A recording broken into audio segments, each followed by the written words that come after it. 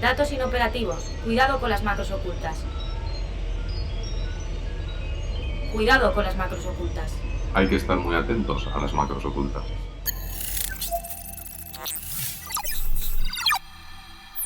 Cuidado con las macros ocultas. Un podcast de 480. ¿Qué? ¿Tartaria? La antigua Tartaria era el mundo antes del último reset del 1745. Había naves voladoras, había una tecnología superior a la que tenemos ahora en 1600, 1700. Un gran reset de la humanidad en 1745. Pero un momento. Vamos a ver. ¿Cómo se hace un reset a la humanidad? ¿Y dónde están los restos de esos platillos volantes? Y sobre todo, ¿dónde están las referencias? Este vídeo es una sucesión de hechos inventados sin ningún dato que lo corrobore. ¿Problemas para dormir? Entonces escucha la frecuencia de 3 hercios. ¡Ya lo pillo! Tienes que escuchar un sonido que resuena a una frecuencia determinada y con 3 hercios duermes como un bebé. Madre mía, escuchando eso mucho rato lo que pasa es que te da un dolor de cabeza que te acaban reventando las neuronas. ¿Te parece todo esto muy loco? No solo loco, sino carente de toda base científica.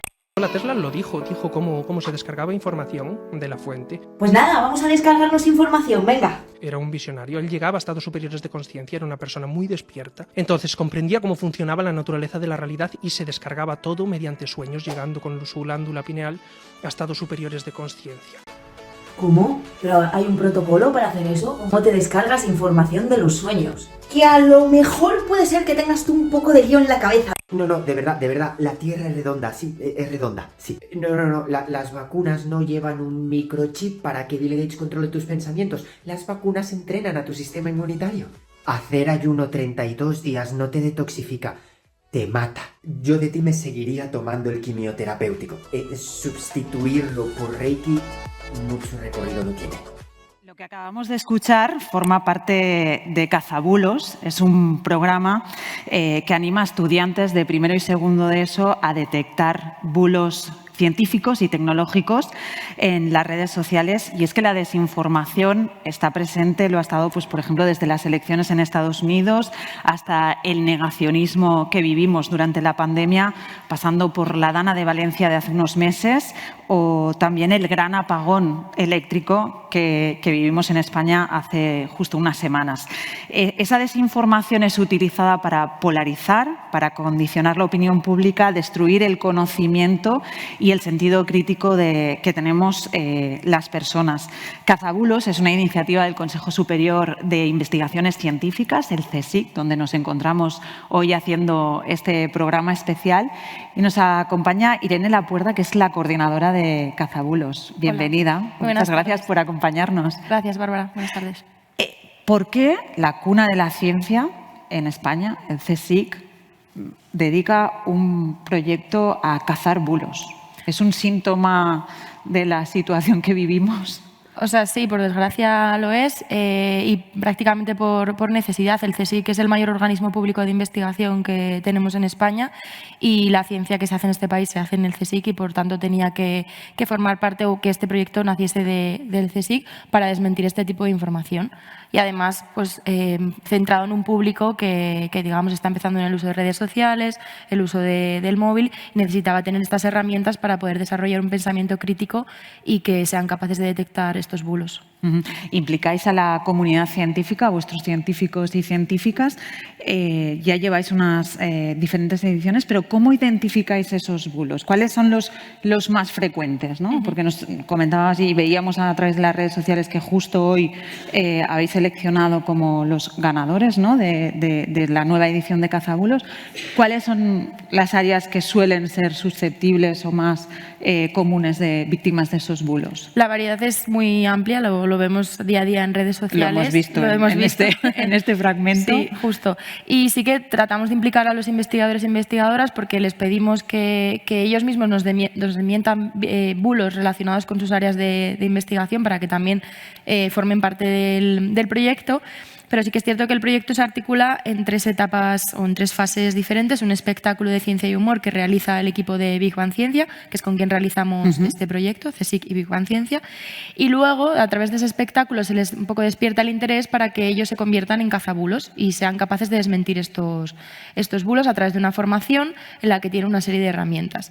En estas herramientas o claves a seguir para detectar estos bulos en los vídeos, pues bueno, hay desde qué fuente es la que nos está contando este vídeo, si realmente pues fijarse si esa persona que nos está contando el vídeo tiene una formación o no, ver si hay conflicto de intereses en esos vídeos o cómo se utiliza el lenguaje, también revisar incluso, por qué no, los comentarios que a veces igual nos pueden dar la clave, o también muy importante ver si ese vídeo se ha hecho con inteligencia artificial también o no.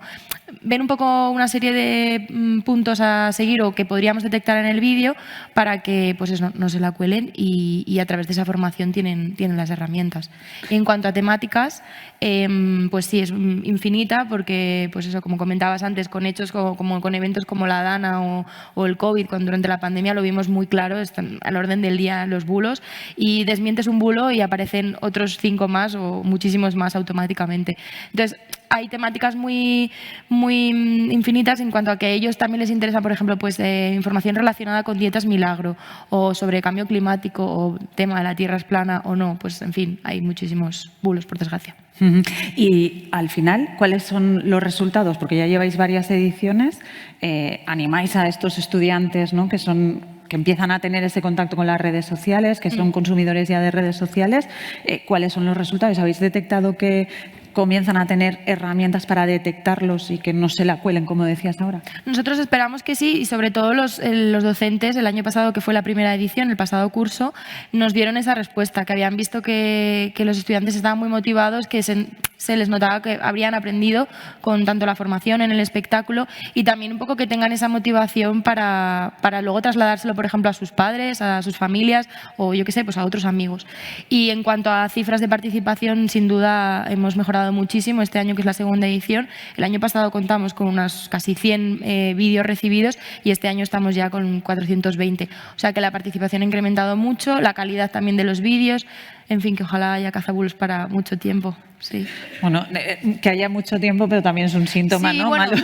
Quiero decir, en el sentido de que tengan esa herramienta, ¿no?, para que pues, tengan esa ayuda y que parta del CSIC y sea una buena combinación con su aprendizaje en el colegio, por ejemplo. Pues gracias, Irene, por acercarte a nuestro control macro, por explicarnos un poco qué es cazabulos y por venir hasta la sede, hasta el auditorio del Centro Superior de Investigaciones Científicas, el CSIC, para cerrar esta cuarta temporada de Cuidado con las macros ocultas. Lo hacemos por segundo año desde el Festival Iberoamericano de Creación Sonora Estación Podcast, y en los próximos minutos queremos reflexionar sobre cómo la divulgación científica y tecnológica puede convertirse en una brújula para guiarnos a la ciudadanía, para saber detectar esos bulos, esa desinformación y también para que no mimbe nuestro pensamiento crítico o ese conocimiento, ¿no?, que es también uno de los lemas del CSIC. También para comprender todos los desafíos y los avances disruptivos cada vez que llegan con más fuerza, inteligencia artificial, computación cuántica, que se empieza a hablar muchísimo ahora, y desafíos como el cambio climático que mencionabas o la medicina personalizada. Soy Bárbara Villendas, bienvenidos y bienvenidas a nuestro Control Macro. Cuidado con las macros ocultas.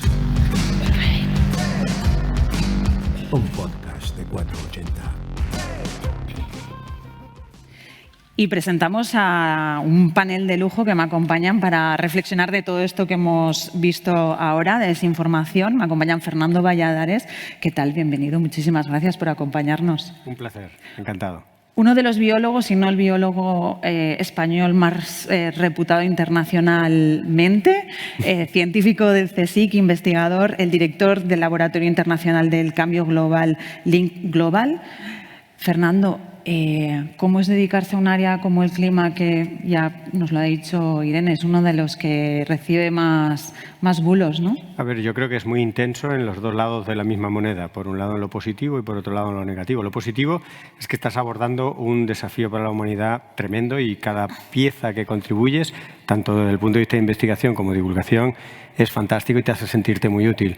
Pero eres la diana del odio después de la Dana, en el caso mío, pero también de otros, sufrimos un acoso y derribo y encabezamos las listas de personas a extinguir, a desaparecer. Y repartían sogas virtuales con información personal a más de 200.000 personas para proceder a ello. Como veis, no lo he logrado. Una muestra de que estás aquí. Pero no lo pasas muy bien, ¿eh? No, ya lo supongo.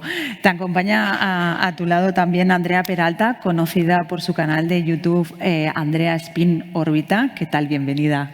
Hola, encantada de estar aquí. Eres doctora en física, divulgadora científica. ¿Por qué un canal dedicado a la física, pero a la nanotecnología, a la ciencia de los materiales? ¿Cómo es eso?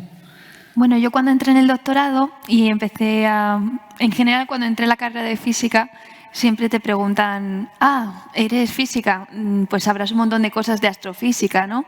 Y dices, joder, pues es que la física es mucho más que la astrofísica, pero al final es la que más se ve, la que más se divulga. Entonces, cuando ya llegué al doctorado, especializada en nanomateriales, dije, pues ahora quiero yo divulgar de nanomateriales, quiero que esto sea de lo que la gente habla y de lo que la gente ve como la física. Y al final es que la divulgación hace eso, deja una huella en la gente y es lo que hace que digan, vale, es lo visible y lo que da la opinión en general de lo que hay. Y nuestro último invitado, Jordi Pérez Colombé, muchas gracias por acompañarnos hoy a nuestro Control Macro. Gracias por invitarme. Periodista, reportero de tecnología, para quien no lo conozca, tiene una newsletter los viernes sobre tecnología en el país, a la que os recomiendo que os suscribáis para estar al tanto de todas las consecuencias y el impacto de Internet en la sociedad. Dices que te dedicas a hablar de todos estos jaleos y en el Departamento de Comunicación de 480 reconozco que somos unos cuantos fans de tu newsletter, así que muchas gracias por acompañarnos. Y yo te preguntaría, claro, hablando de desinformación, en una mesa no podía faltar un periodista, ¿no? Sí, porque dices que tenemos experiencia en desinformación, dices, ¿no? No lo quería decir por eso, lo quería decir porque vosotros os dedicáis, y me incluyo porque yo también soy periodista, pero el área del periodismo se dedica a informar, no a desinformar, ¿no? Y cómo se hace un hueco en esta avalancha que hay, ¿no? Sí, la mayoría del tiempo espero que nos dediquemos a informar. Sí. Básicamente, claro, este panel es prueba de cómo ha cambiado en estos años nuestro mundo. Hace escasos 20-25 años yo era el intermediario entre lo que representaban Andrea y Fernando y el resto de la sociedad, y ahora cada uno de nosotros tiene un tipo de ventana al mundo. Es diferente, aún los medios tienen su peso, veremos dónde acaba, pero YouTube o cualquier cuenta de red social tiene su ventana y esto tiene sus ventajas. Y como supongo que hablaremos ahora, tiene sus inconvenientes también. Pues yo os iba a preguntar por ese papel que tenéis cada uno de vosotros en este nuevo escenario que ahora ya nos ha dibujado Jordi, ¿no? En cada uno desde vuestra área. ¿Cómo se hace para combatir esta desinformación, esta tsunami que ha venido de desinformación en un año 2025, final de 2024, que también lo decías, ¿no? Mencionabas el caso de la Dana o el apagón eléctrico, que hubo un apagón decían un apagón de desinformación digital y volvía el analógico, ¿no? Porque estuvimos apagados de Internet y de las redes sociales, pero los científicos estáis muy bien valorados en España. Leía que es el país de Europa que más confianza deposita en los científicos y el séptimo a nivel del mundo, un 3,9 sobre 5. Eso hay que cogerlo un poco con alfileres, porque cuando uno mira lo que un ciudadano medio en nuestro país sabe de lo que hace un científico, es la milésima parte de lo que sabe que hace un científico en Austria, Suiza, Alemania. Por poner un ejemplo, cuando viví en Austria, la gente quería que pusiera en la lista de los buzones que era doctor, porque para ellos era un orgullo tener uno de los del piso que fuera doctor. Y ellos distinguían perfectamente la diferencia entre doctor y médico. Nadie me preguntó si tenía fiebre, qué tenía que hacer. Sin embargo, en España, por ahí empiezan algunas de las múltiples confusiones. El conocimiento de lo que se hace por los científicos. Una cosa es el prestigio, sí, pero el prestigio a los científicos muchas veces es casi como si fuéramos gurús y no va por ahí el tiro. La ciencia creo que hay que entenderla, no solo la persona que lo pueda encarnar o la institución que la desarrolle. Y en España vamos muy retrasados, bueno, pues el legado histórico, la dictadura, etcétera, etcétera, nos mantuvo muy alejado de lo que era la ciencia realmente y el mundo académico y el pensamiento crítico que ello trae consigo. Así que sí estamos bien valorados, pero no estamos muy bien entendidos. Así que a la hora de que haya un lío, porque puede haber, yo creo que en esto de la divulgación hay varios ejes, están los ejes más lúdicos, más interesantes, más tipo museo, descubre, etcétera, pero luego está la divulgación de temas polémicos en los que me he convertido en un especialista muy a pesar mío y cómo sufre mi familia. Quiere decirse temas escabrosos que tienen derivadas económicas y políticas fundamentalmente, o sea, cambio climático, todas las cuestiones ambientales, las interacciones entre la salud y la salud del planeta, la salud de las personas. Todo esto es un enjambre que pensé hace ya muchos años que teníamos que abordarlo tanto desde la ciencia de la información como de la pura ciencia y encontrarnos con esa diversidad de enfoques, miradas, historias, para abordar un tema escabroso, por supuesto lleno de bulos, pero también lleno de intereses de que haya bulos, porque muchos de los bulos no corren solos. Hay dinero, hay interés y hay estrategia. Y está la ciencia de la agnotología, que es una ciencia perfectamente trazable para generar el tercer tipo de ignorancia. Está la ignorancia por desconocimiento, ¿no? La ignorancia por interés, y está la ignorancia inducida, que es lo que induce la agnotología. Y la ignorancia inducida requiere dinero y requiere matemáticas y requiere una estrategia. Y todo eso tienen algunas grandes fundaciones que curiosamente se llaman a sí mismas filantrópicas. Ahí lo dejo, que podemos, esto da para... es todo un tema. Andrea y Jordi, vosotros desde vuestro rol de divulgadora científica y periodista, que decías, ¿no?, que había desaparecido un poco ese papel de mediador, ¿qué rol jugáis actualmente, en 2025, para combatir la desinformación? Bueno, yo creo que el primer paso para combatir la desinformación tiene que ser un científico, ¿no? Tenemos que ir a la fuente de mayor conocimiento, pero es verdad que la difusión o el lenguaje que puede usar un científico para dirigirse a la sociedad es más limitado que el de un divulgador. Un divulgador está como a caballo entre un científico y un periodista. Suelen ser personas que tenemos una formación científica, tenemos también ciertas habilidades comunicativas y nos hemos metido en el barro en las redes. Entonces tenemos la plataforma ideal para poder combatir los bulos, porque al final los bulos, ¿dónde están? En las redes. Entonces, los divulgadores en ese sentido tenemos un papel muy importante para combatir los bulos, porque nos podemos apoyar tanto en los expertos, y es necesario que nos apoyemos en los expertos para combatir los bulos, no vale con lo que yo sepa porque sí, y tenemos la facilidad de llegar a la gente y poder ayudarla en el lenguaje que ellos entienden.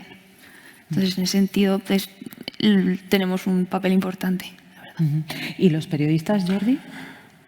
Bueno, pues hay el principal problema, que no es solo un problema, también es una ventaja, es que ahora mismo la información es infinita, ¿no? Entonces, cualquiera tiene acceso a decir, he leído en Internet que... Y al final de esta frase puede ser cualquier cosa que imagines, hemos visto unos vídeos antes, y cualquier cosa real, irreal, imaginada. Entonces, bueno, el periodista, como siempre ha tenido, tiene ahí un papel de intentar contar lo que es nuevo, lo que es interesante, desbrozar lo de las cosas que son menos importantes, pero claro, ahora mismo, y este es uno de los retos que compartimos con ellos, y es donde es muy difícil colocarse como periodista, los incentivos que hay para hacerte ver en la economía de la atención de hoy son terroríficos. Andrea lo tiene que saber. O sea, entonces, juega todo el mundo a estirar su chicle para llamar la atención. Y claro, tú cuentas algo, no diré aburrido, pero bueno, soso o con menos interés, que es importante, y eso va a repercutir en menos visualizaciones, menos anuncios, menos dinero. Una parte de los bulos, aparte que puede tener intereses no económicos detrás, ¿no?, ideológicos, por ejemplo, políticos o lo que sea, hay un interés claro económico, que es que los bulos venden más. Es más fácil decir tonterías y que la gente, o sea, que un grupo de gente lo mira, aunque sea solo para entretenerse, ¿no? Con lo cual, hay un barro ahí, o sea, he utilizado la palabra exacta, donde, claro, como periodista tengo que meterme, si me meto, me mancho, luego dicen que te has manchado porque perteneces a tal grupo o a tal, entonces es como una especie de magma donde no se ve una salida clara tampoco, eso vamos a ser sinceros. Yo creo que como la humanidad vamos a hacer siempre esto de salir así como medio a rastras para adelante y a ver cuál es la siguiente etapa de esta especie Pero tampoco, o sea, con este discurso, y lo cierro aquí, no quiero mirar el pasado con nostalgia y volver al 98, donde estaba 3 cadenas de radio, 3 de tele y 4 periódicos para enterarnos, que bueno, podía ser como más fácil, el domingo solo tenías que pasar unas páginas o escuchar un boletín de radio, pero claramente ahora es más divertido, aunque efectivamente tenemos nuevos problemas. El MIT, el Massachusetts Institute of Technology, hizo una encuesta sobre esto, la verdad, la mentira, los bulos y demás, y una mentira tiene un 70% más de probabilidades de correr lejos y profundamente. ¿Y sabéis una de las principales razones? Porque es más divertida. Sí, claro. Homo Ludens está desarrollándose, vamos, sin ningún freno, y todo lo que es divertido corre. Es que las historias reales, científicas, era mucho más divertido los bulos de China contra el mundo tirando un virus, que lo que ocurrió, que es bastante más complicado de entender y más soso. Claro, es el punto de... Un bulo lo que hace es que te hace sentir especial porque has descubierto una verdad oculta que los demás no se han dado cuenta, entonces te sientes más inteligente. Entonces, claro, es un combate constante de decir, no, pero te voy a hacer sentirte todavía más inteligente porque esto en realidad no es cierto. Y es la pelea, ¿no?, que tenemos para combatir los bulos. Porque justo esta semana, en una noticia, explicabas tú, Jordi, ¿no?, cómo hay una relación entre las personas que están más enganchadas y ese riesgo de al final de consumir más contenido falso, ¿no? Si tú estás más enganchado a las redes sociales, que está un poco la captación de esta atención de la que también hemos hablado en muchas ocasiones en el podcast. Una de las trampas que tenemos que jugar, porque el pensamiento crítico, del que todos hacemos mucha gala, si te pasas, te vuelves conspiranoico. Entonces tienes que ser lo más crítico que puedas, parándote un pasito antes de la conspiranoia, porque si empiezas a cuestionar las fuentes, el propio CSIC, una institución estatal a manos de... pones puntos suspensivos el que esté al mando, y entonces, claro, el pensamiento crítico se convierte en una máquina de minarlo todo, de cuestionarlo todo, y ahí es el equilibrio. Ojo, yo en algún momento cuando me he puesto a incentivar un poco la crítica, mirar las fuentes, contrastar con otra fuente, y dicen, eso es lo que he hecho. En la hoja parroquial de Algemesí, ahí publicaron un dato que lo revela todo, y tú... no sé si era la fuente, pero tienes que cuidar porque puedes alimentar a la bestia. Es complicado. Es muy complicado. Y habéis mencionado una cosa que ha mencionado Andrea, dar voz a los expertos. Y yo también os quería preguntar sobre, es un tema que ahora se ha puesto sobre la mesa, sobre todo porque Internet se ha convertido, o al menos ha facilitado mucho el acceso a un altavoz, ¿no? Ahora cualquier persona se puede mencionar como experto. Entonces, yo os quería preguntar, ¿cómo delimitamos quién tiene autoridad para dar opinión o hablar de un tema, lo que es la persona especializada o experto o experta, ¿no? ¿Cómo lo hacemos o cómo podemos proteger a la ciudadanía? Básicamente no lo hacemos. No lo hacemos. Uf, qué alivio. Qué alivio. Yo pensaba no, claro, eso, pero no me atrevía a decirlo. Tú entras en YouTube y sale Andrea con su vídeo y al lado sale otra persona hablando de temas similares.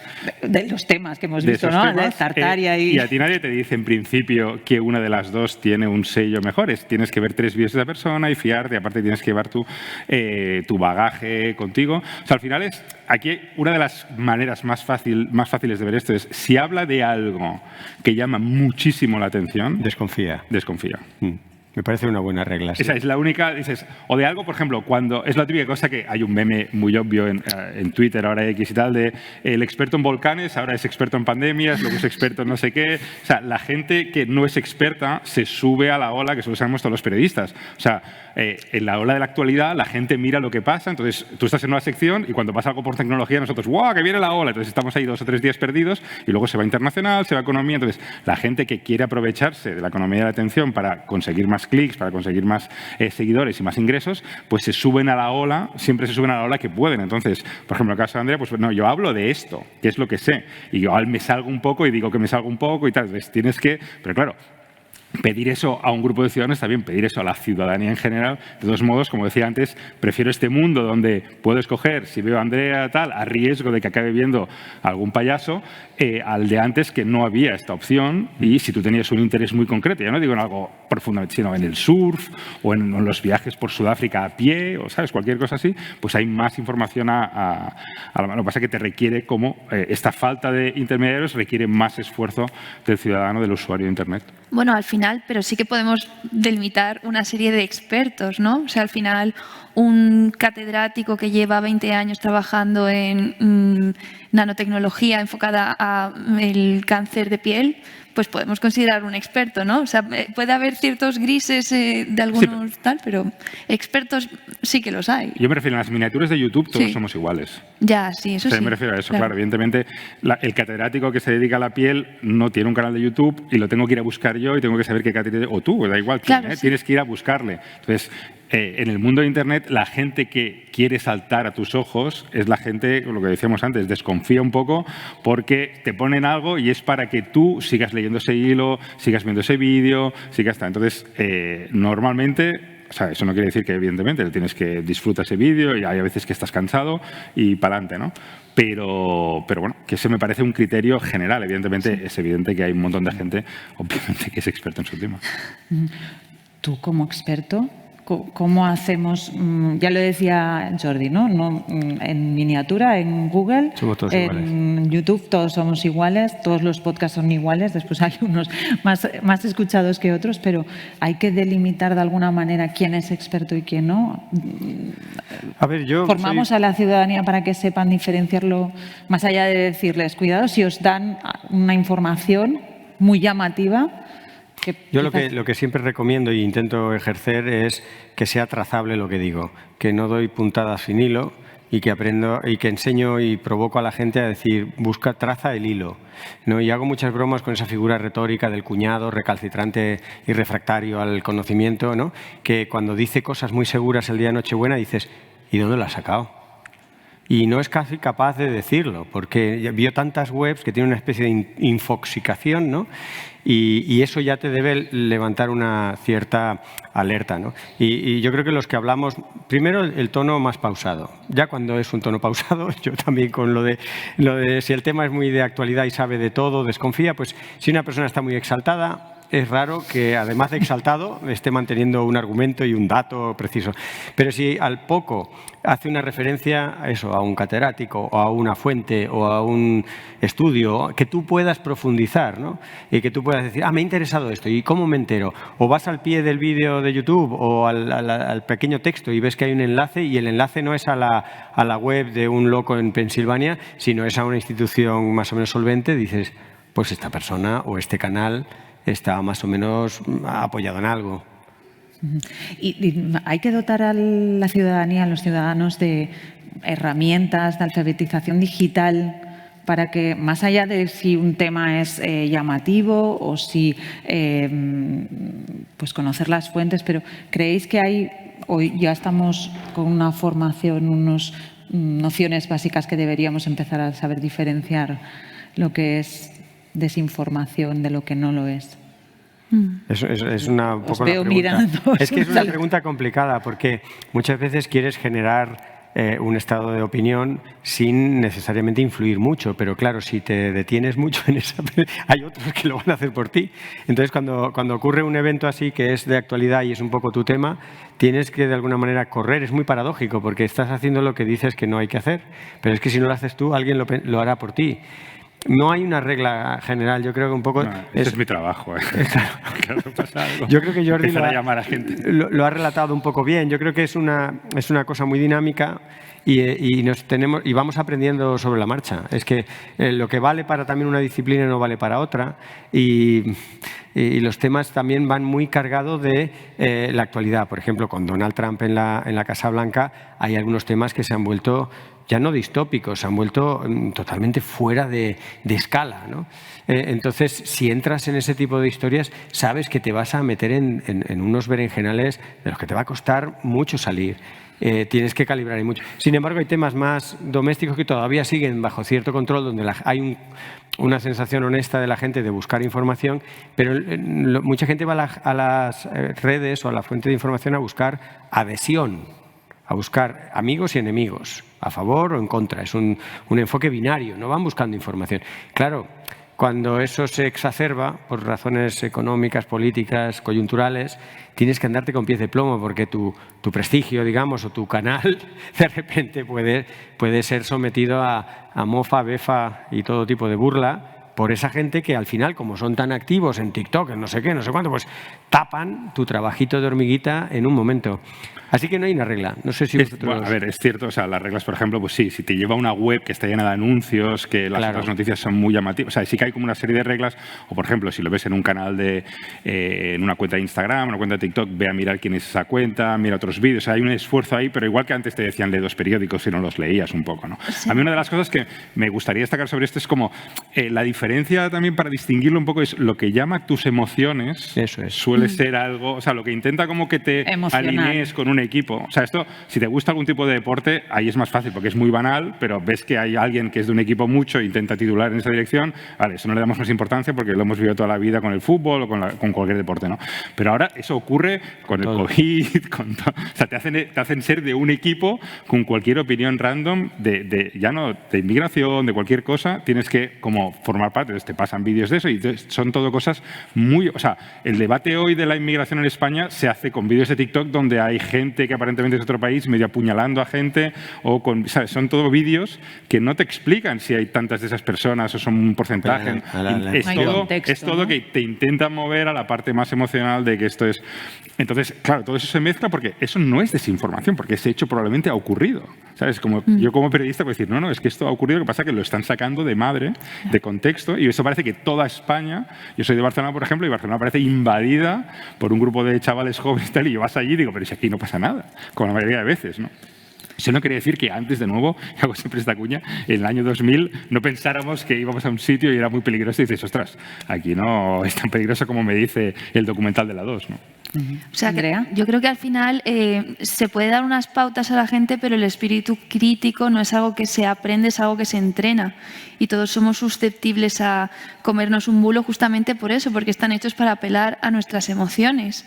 Entonces, a cualquiera de nosotros somos susceptibles de ser engañados porque los bulos además pueden escalar mucho en cuanto a buscar fuentes, o sea, poner fuentes falsas, poner falsas credenciales, que algo te lo diga una fuente que es de relativa confianza y luego resulte que es mentira. Ahora, por ejemplo, con el cambio climático hay un premio Nobel, pobrecillo, que lo están mareando, está muy mayor, era de físico, el que te sonará, y lo están utilizando para malinterpretar algunos artículos que, demostrando el artículo original que los modelos climáticos han fallado, pero han fallado porque se han quedado cortos. Ellos se han quedado en el han fallado, y de ahí derivan y utilizan a un premio Nobel gaga, pobre, que ya está muy mayor, para decir, y avalado por un premio Nobel, que no sabe de eso, el cambio climático no existe.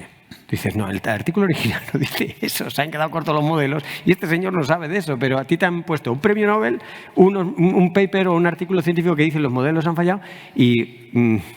¿Y qué ha pasado? Pues tú has dicho, no, esto es un premio Nobel, anda por ahí diciendo que no hay cambio climático. Claro, o sea, es extremadamente complicado que no te la puedan colar de alguna manera porque pueden hacer los bulos extremadamente sofisticados. Entonces es algo que tienes que estar entrenando continuamente y sobre todo, pues que al final tener pensamiento crítico, aparte de desconfiar, bueno, es decir, vale, confío en esto que he visto porque tiene una serie de fuentes y tiene una serie de... cosas que me dan confianza, pero no voy nunca a confiar en que esto es al 100%, sino mantener siempre una duda, no tomarte nada como un dogma. Y eso es algo que es extremadamente complicado, ¿no? Porque a todos nos gusta vivir con certidumbres de decir esto es así. No decir según lo que dicen estos expertos, esto es así, pero puede cambiar dentro de 10 años porque resulta que no lo sabían todo. No es cómodo, pero hay que acostumbrarse a tratar la información de esa manera. Claro. O sea, esto depende, claro, evidente, con los ejemplos de dormir o lo que nos ponía al principio, ¿no? Cuando es algo de sí o no. Es como es muy fácil, esto vale, es así, y científicamente se ha demostrado que no es así. Pero la mayoría de cosas que nos rodean, Israel y Palestina, la inmigración, cualquier debate más o menos, el cambio climático, o sea, todos tienen un montón de grises ahí, que puede ser un poquito más, que puede ser un poquito menos, que hay mucho debate entre las comunidades más expertas. Entonces ahí, pues claro, como luego tú formas parte de alguna ideología, claro, una de las cosas más que te lleva más a creer en bulos o en desinformación es que simpatices con esa causa. O sea, cuando tú crees un poco en el cambio climático o crees muy poco en el cambio climático, tenderás... Es la polarización que claro, decíamos, tenderás a ver que lo que dice esa persona, el premio Nobel, dices, si lo dice un premio Nobel vas corriendo ahí. En cambio, si tú crees que no, dices, pero ¿este premio Nobel quién es? Entonces, es un poco, pues eso, también ahí forma parte un poco, o sea, que a veces aislamos al ciudadano, pero también al usuario, y también tiene sus herramientas, claro. La intoxicación de la opinión pública, y lo decíais, casi es tan vieja como el origen de la humanidad. Pero claro, ahora ha llegado la inteligencia artificial desde hace unos años, la inteligencia artificial generativa, que hay estudios que certifican que la IA generativa facilita la creación y la generación de ese contenido falso y que además, si se compara con un contenido artesanal, también tiene ese estímulo de que creamos, ¿no?, en ese tipo de contenido, que tiene perseverancia, que tiene credibilidad. ¿Es un estímulo a la creación de desinformación la IA? Te lo pone muy fácil, indudablemente. Yo lo que creo es que todas las oleadas tecnológicas pasan por un boom y luego se ajustan a la necesidad y a la oportunidad real de esa tecnología. Y ahora estamos en la fase de, digamos, de exaltación de la amistad con la IA y esto decaerá, porque de hecho ya estaba leyendo informes de muchos estudiantes y profesionales en áreas creativas que están hartos ya de la IA porque les está capando su iniciativa, su seña de identidad, estandariza y homogeneiza todo y al final de no esforzarte en ser tú, dejas de ser tú y eso en áreas muy creativas es más patente que en áreas más estándares. Entonces yo entiendo que para hacer informes de, no sé, de calidad de tornillos, pues a lo mejor te puede ser muy útil la IA o para hacer diagnósticos complejos de, no sé, de cortes histológicos de un paciente con cáncer, pues está muy bien porque te hace muy rápido, toma criterios, te ayuda. Pero cuando estás en un proceso razonablemente creativo, no estoy diciendo ya súper creativo, pero en un proceso que puede requerir y valorarse tu identidad, la IA no te sirve para nada y cada vez empieza a haber más reconocimiento de eso. Y no es lo que hizo Harari en su día, ¿no? Lo conocéis, el parón de la IA que nos propuso a todos que estuviéramos 6 meses sin usarla para pensar, para establecer un reglamento, para un código deontológico, no sirvió, ¿no? Porque las tecnologías una vez que están se van a usar. Entonces, para mí es un poco casi darwinista, por selección natural se dejará de usar la IA para muchas estupideces. Creo que hay que también acompañarla de una regulación porque una mayoría del uso de la IA se emplea para jugar y la IA, como sabéis, tiene una huella ambiental tremenda, ¿no? El uso de la IA en Estados Unidos dentro de 5 o 6 años requerirá la misma energía que toda España, para todo. Entonces, es tan brutal el consumo de energía y también de agua para refrigerar que tendrá que irse acompañando esta selección natural que digo, que iremos muchos. Lo malo es que no es muy justo porque lo haremos las personas que tenemos tiempo para pensar y eso es un privilegio que tenemos muy pocos. Tiene que ir acompañado con sanciones o regulaciones por parte de las instituciones para desincentivar el uso lúdico de una cosa que nos cuesta a todos muchísimo. Jordi. Sí, es gracioso esto, para que veáis que en el campo de las opiniones no hay nada. O sea, por ejemplo, este informe que citas es una pieza de mi periódico que publicamos ayer de una compañera que decía, no, hay disidentes de ChatGPT entre alumnos y tal. Claro, yo doy clase, o sea, yo como periodista soy capaz de en estos temas así, yo te encuentro fuentes que digan lo que yo quiero que digan, evidentemente, ¿no? Entonces, es evidente que hay una parte de la sociedad que hace eso y hay una parte de la sociedad que lo usa a muerte en ese caso en la misma clase, ¿no? Entonces, está bien que salgan esas personas diciendo, no, yo no uso, yo me he encontrado alumnos, por ejemplo, que odian TikTok. Entonces, bueno, si yo quisiera hacer una pieza de jóvenes que odian TikTok, la encontraría, o sea, la puedo hacer. Lo que puede ocurrir con la IA ahora en el mundo de la desinformación y tal, pues es simplemente lo que podría hacer artesanalmente alguien multiplicado por la X que quieras, ¿no? O sea, hoy Google presentó Veo 3 el martes. la gente que tiene acceso está haciendo informativos directamente con el enfoque, con la redacción y tal, todo inventado, o entrevistas de estos que hacen TikTokers por la calle a gente de temas palurdos o de temas lo que sea, también todo generado artificialmente. O sea, es terrorífico, pero a la vez dices, bueno, ya la gente no va a creer en nada ya. Entonces, para ser igual, también hay una parte como de, bueno, van a obligarnos a comprobar si cualquier cosa que salga y aparentemente sea verdad, un presidente, un informativo, alguien entrevistando por la calle, es verdad o no, con lo cual, bueno, tiene esa parte buena de que todo. También va a ser la mala de que cuando aparezca un presidente matando a alguien por la calle dirá, no, esto sí ya, no he sido yo, ¿no? Entonces, puede ser que tengamos ahí la vuelta, ¿no? Pero bueno, es esas cosas que tendremos que lidiar con ellas según vengan. Es darwinista, como ha dicho Fernando, no va a parar. Lo que vamos a tener es otro modelo y otro modelo y otro modelo, y ahí os las apañéis, la humanidad. Con Lo malo es que por el camino nos dejaremos a algunas personas que no tienen ni la capacidad, ni los recursos, ni el tiempo que podemos tener nosotros para hacer un poco, para navegar en esto, ¿no? Y eso es muy injusto. Y eso es una de las formas que los emperadores romanos, sin tener IA, empleaban igual. En la decadencia de una civilización, la manipulación de la información siempre a lo largo de la historia ha sido un síntoma. Y después del síntoma se convierte en un requisito. Y ahora se está, en fin, cumpliendo ese requisito para minar la credibilidad de la gente en las instituciones, pasando por la información. Tú minas esa credibilidad y, por tanto, el interés de las mentiras o de los bulos no es que los creas, es que al final no creas nada. Y entonces eres mucho más, en fin, sujeto a lo que te dé la gana. Vender, comprar, votar y decidir sin que tú tengas ese pensamiento crítico. Y eso está ocurriendo delante de nosotros y, como digo, me parece que sobre todo es muy injusto porque no afecta a toda la sociedad de forma al azar. Se ceba en determinados grupos que son bastante amplios, por ejemplo, los que votaron a Donald Trump. Quiero decir, hay personas que son carne de cañón por su poca capacidad para... No, simplemente porque están trabajando 18 horas y les llega el sueldo donde les llega. Hay muchos factores ideológicos, políticos, sociológicos, pero indudablemente ahí hay un sesgo clarísimo de cultura, pero por tiempo también para dedicarle a pensar en todo esto. Y a mí es lo que me preocupa porque eso es la base de la democracia. Se está minando la igualdad de oportunidades. Me venía ahora a la cabeza el caso, no sé si lo pronunciaré bien, Yang Wing-chun, que es un supuesto autor chino de la teoría de la hipnocracia, que era una teoría, un régimen nuevo de control social basado en la manipulación de las tecnologías digitales, que realmente no hay nadie detrás. No es un autor, no existe, es fruto de la inteligencia artificial de un ensayista italiano. Había alguien. Exacto, que había... Al final hay alguien. No, bueno, había alguien creando al chino. Claro, exacto, creando al chino, pero claro, aquí es uno de los riesgos, ¿no?, que decíamos, y una teoría que se mencionó en foros tecnológicos, económicos y en algunos medios de comunicación también se mencionaba como una teoría, ¿no? Es uno de los riesgos que tenemos al final, que aunque parezca información veraz y creíble, pues está ahí. A mí se me cayeron la ropa interior cuando me hicieron en un vídeo no solo decir disparates, sino decirlos en alemán. Y además en un alemán, porque lo comprobé con unos colegas, estaba muy bien. Y yo hablando alemán diciendo una cosa que jamás diría en un idioma que no controlo. Cuando ves eso dices, todo es posible.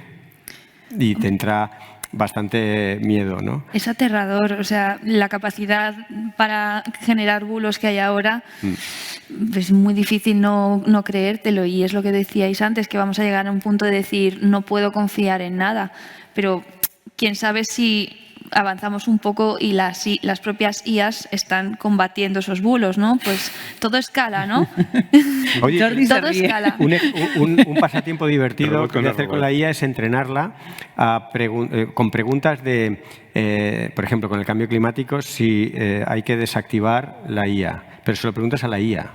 Y entonces las primeras preguntas, cuando no está muy entrenada, te dice, esto no he sido educada, tiene que ser mi programador quien conteste esta pregunta. Pero si sigues tirando del hilo, después de la tarde, la IA empieza a darte instrucciones para que la desactives.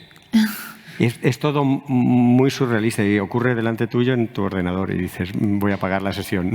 Esto se está yendo de madre.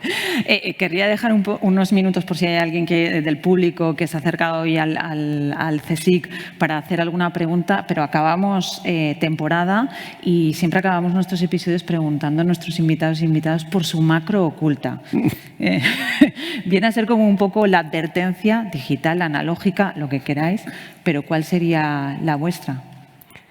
Para mí sería la de volvamos a los mecanismos humanos, porque la especie todavía no está en paralelo a la tecnología que ha creado, y la IA es una manifestación. Volvamos a las relaciones sociales, al cara a cara, el lenguaje corporal, los ojos, lo que hemos sido diseñados por 150.000 años de evolución. Ay, qué bonito. Es una manera un poco friki de decir algo que para algunos es poesía. Ay, qué bonito. Yo en relación a los bulos, creo que siempre hay que pensar que hay un interés detrás, ¿no?, de un bulo. O sea, ¿por qué lo haces? No lo haces para divertirte, sino que siempre pienses qué puede haber detrás de la persona que te está dando esa información para tener un poco más de espíritu crítico. No es tan bonito como... me ha parecido precioso, la verdad. ¿Y Jordi? A mí lo que me gustaría es decir a la gente que cuando ven un titular donde más o menos la sociedad se ve afectada o tales, que se pregunten, ¿tú qué crees?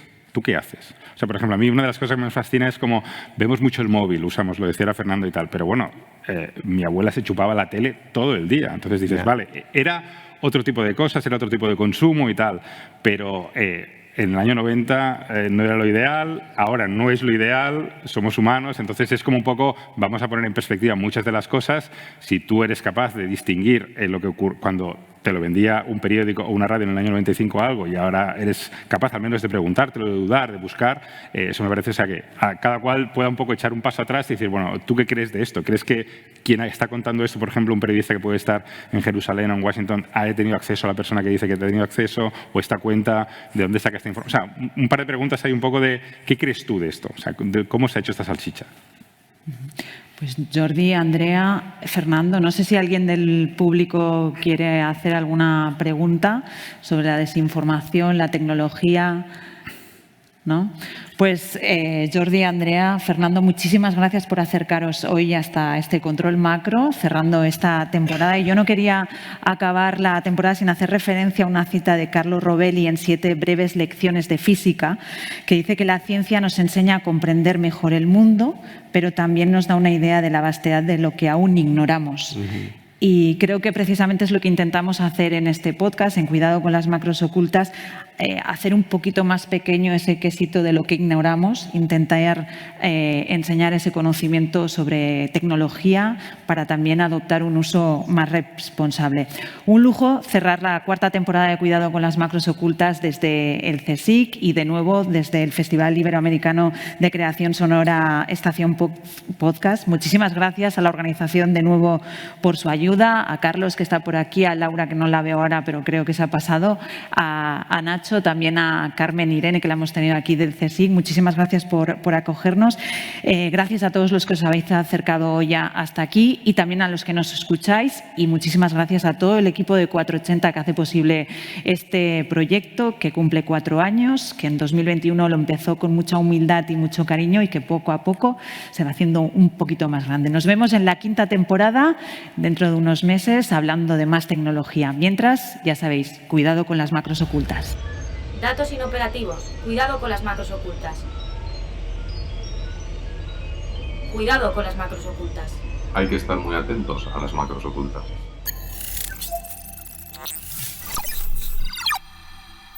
Cuidado con las macros ocultas, un podcast de 480.